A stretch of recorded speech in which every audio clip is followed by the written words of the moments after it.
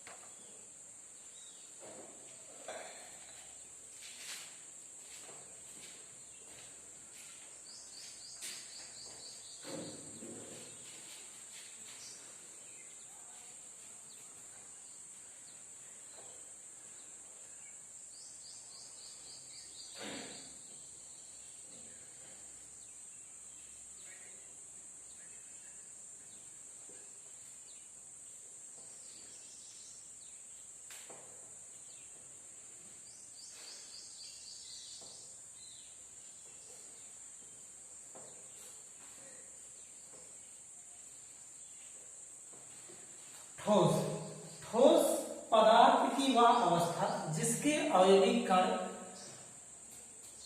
प्रबल आकर्षण बल से बंधे होते हैं, उसे हम ठोस कहते हैं। अब इसमें दो टॉपिक आ रहा है। नंबर 1, पदार्थ। अगर हमें ठोस के बारे में जानना है तो सबसे पहले हम पदार्थ के बारे में जानेंगे, फिर उस पदार्थ में उपस्थित अयनिक कण के बारे में जानेंगे। इतना जानने के बाद फिर हम आगे की प्रोसेस पढ़ेंगे, इसका गुण क्या है, फिर वर्गीकरण क्या है, इस आधार पे हम चलेंगे। तो सबसे पहले हम वो कर देंगे पदार्थ जानेंगे। पदार्थ क्या है, हम इस तरह से ले लेते हैं पदार्थ, समझते चलते हैं आगे।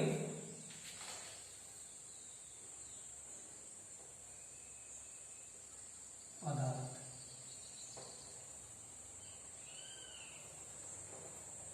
देखिए, बहने के आधार पर पदार्थ दो प्रकार के होते हैं मोस्टली। नंबर 1 होता है दृढ़।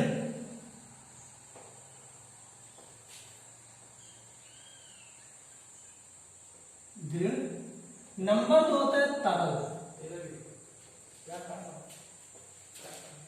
देखिए, जो तरल होता है, हम लिख देते हैं यहाँ पे, नोट्स लिख देते हैं यहाँ पे। यहाँ हम लिखेंगे बहने के आधार पर, इसके नीचे बहने के आधार पर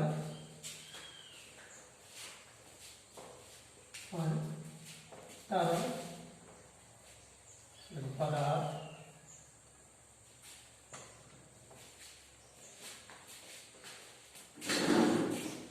दो प्रकार के होते हैं।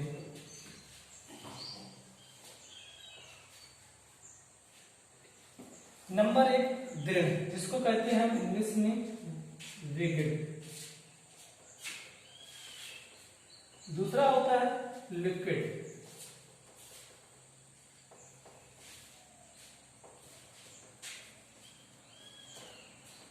दृढ़ में जो आता है वो आता है ठोस। हमारा इसमें आ जाएगा ठोस। और जो तरल में आता है वो दो आता है, हम जो पढ़ चुके हैं।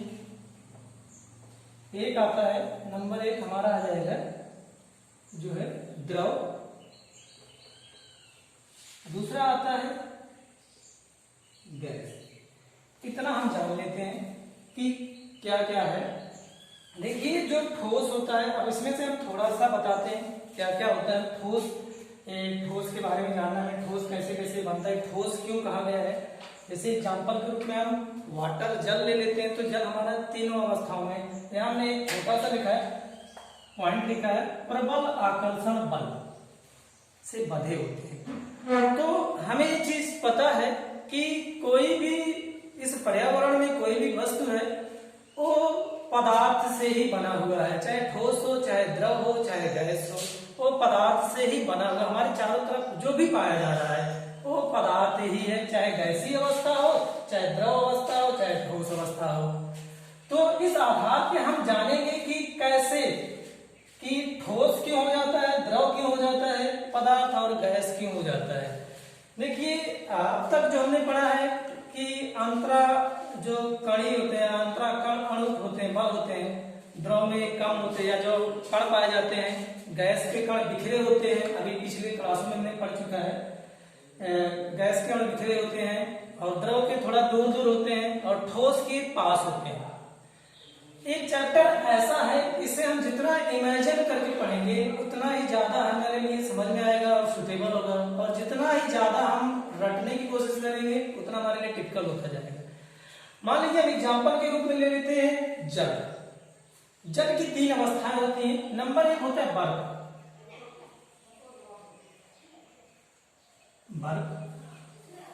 दूसरा होता है पानी, तीसरा होता है वाष्प। वाष्प होता है, 3 अवस्थाएं होती हैं। अब हम जानते हैं, जैसे मान लीजिए ठोस है, हम ठोस हमारे सामने बर्फ है, उस बर्फ से हम पार नहीं हो सकते हैं, क्योंकि अगर हम पार हो जाएंगे तो उससे हम टकराएंगे और हमें आभास होगा। लेकिन यही पदार्थ है, यही पदार्थ गैस के रूप में अगर वाष्प है, वाष्प के रूप में पाया जा रहा है, तो हम सुटेबल आसानी से पार हो जाते हैं, या जो भी गैसेज हैं हमारे वो भी पदार्थ के अंग हैं, हम पार हो जाते हैं आराम से, कोई दिक्कत नहीं होती है। लेकिन यही अगर हम पानी में जाते हैं, जो तीसरा पदार्थ है, पानी के अंदर अगर हम चलते हैं तो हमें आभास होता है, महसूस होता है कि हम पानी में से जा रहे हैं, हमारा बल का प्रयोग होता है उसमें। लेकिन ये ठोस है, तो ठोस जो है, हम ठोस में ना तो इस पार से उस पार हो सकते हैं, ना तो हम जो है आ जा सकते हैं। तो जाहिर सी बात है, जो अवयवी कण है, अवयवी कण मतलब कोई भी परमाणु है, कोई भी वस्तु है, वो अवयवी कणों से मिलकर बना होता है। और ये कण किसके रूप में पाया जाता है? परमाणु है, अणु है, आयन है। जैसे जल है, तो जल का जो सूत्र होता है वो H2O होता है, और वाष्प का भी वही H2O हो जाएगा। और बर्फ जो है इसका भी H2O हो जाएगा। मतलब तीनों का जो प्रक्रिया है वो H2O ही होता है। लेकिन जो आकर्षण बल है वो क्या है? ज्यादा है, जिसके कारण ये बहुत प्रबल है, ये ठोस की आकृति प्रदान कर लेता है। तो हम क्या करते हैं, अभी हम पानी में जाएंगे तो पानी से हम आसानी से उस जल को पार कर जाते हैं।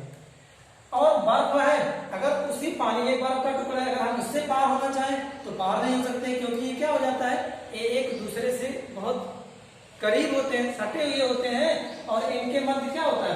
प्रबल आकर्षण बल लगता है। इसलिए कहा जाता है, कहते हैं कि पदार्थ की वह अवस्था जिसके अवयवी कण प्रबल आकर्षण बल से बंधे होते हैं उसे ठोस कहते हैं।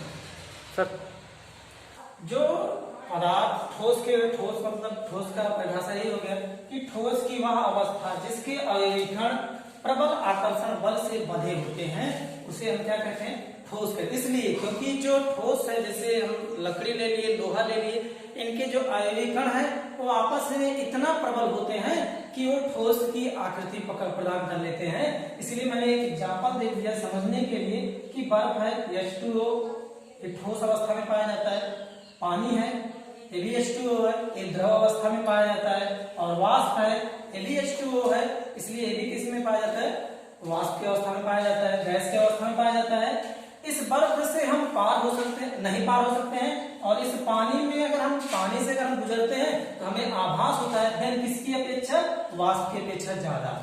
और वाष्प क्या है? वाष्प में हमें कम महसूस होता है और पानी में ज्यादा महसूस होता है, जबकि बर्फ में हम पार नहीं हो सकते हैं। इनका जो है, इनमें क्या हो जाएगा कि हमें टकराव हो जाएगा इस बर्फ से, क्योंकि ये ठोस की अवस्था में। इसलिए मैंने लिख दिया परिभाषा कि पदार्थ की वह अवस्था जिसके अवयवी कण प्रबल आकर्षण बल से बंधे होते हैं उसे हम क्या कहते हैं?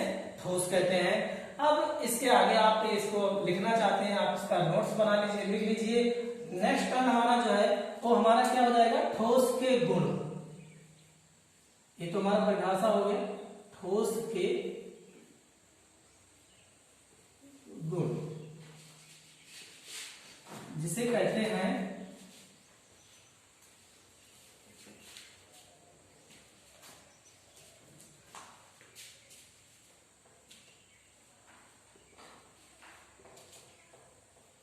Of solid.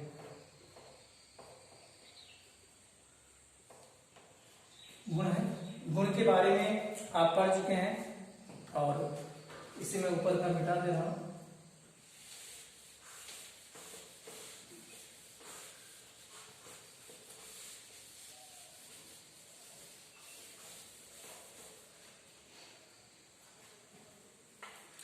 तो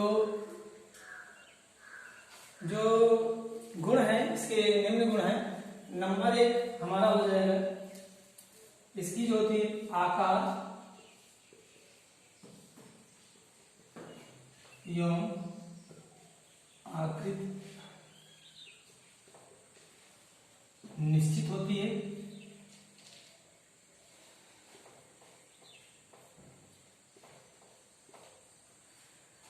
आपको पता है कि ठोस के आकार एवं आकृति निश्चित होती है, जबकि द्रव और गैस में किसी का निश्चित होता है, एक दूसरा निश्चित होता है, और किसी का दोनों क्या हो जाते हैं, दोनों अनिश्चित होते हैं। और दूसरा नंबर 2 हो जाएगा आपका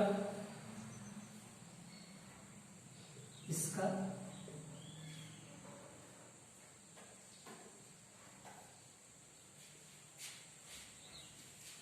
उच्च घनत्व होता है।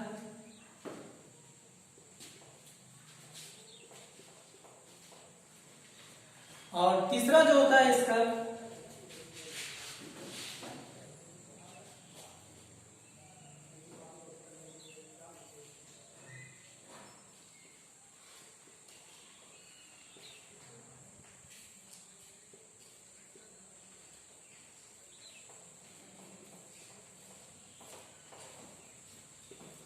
तीसरा होती है इसकी संपीड़ितता जो होती है वो क्या होती है, निम्न होती है। चौथा जो है इसका जो वाष्प दाब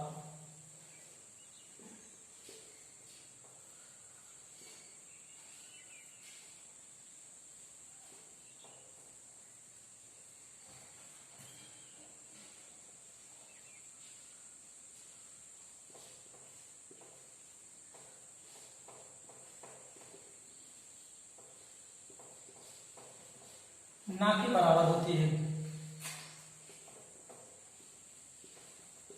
और पांचवा नंबर जो हमारा है इसका, पांचवा नंबर ये है कि जो ठोस का गुण निर्भर करता है वो अवयवी कणों के प्राकृत पर।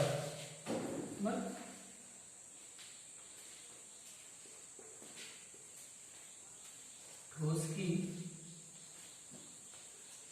आकृति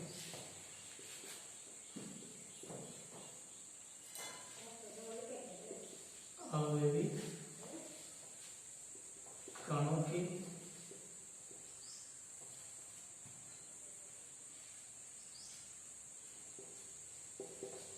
प्राकृत पर निर्भर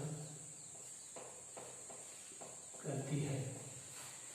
क्या मतलब जो पांचवा नंबर है इनके जो गुण है, नंबर 1 गुण क्या है, आकार एवं आकृति इसकी निश्चित होती है। नंबर 2 इसका उच्च घनत्व होता है, जो घनत्व होता है उसका उच्च होता है। नंबर 3 इसकी संपीड़ितता जो होती है वो निम्न होती है। और नंबर 4 इसका वाष्प दाब ना के बराबर होता है, इसमें जो वाष्प दाब लगता है वो ना के बराबर होता है। नंबर 5 ठोस की आकृति जो होता है इनके अवयवी कणों के प्राकृत पर ही निर्भर करती है। अगला नेक्स्ट टर्न आपको बताते हैं। नेक्स्ट इसके बाद नंबर है ठोस के प्रकार।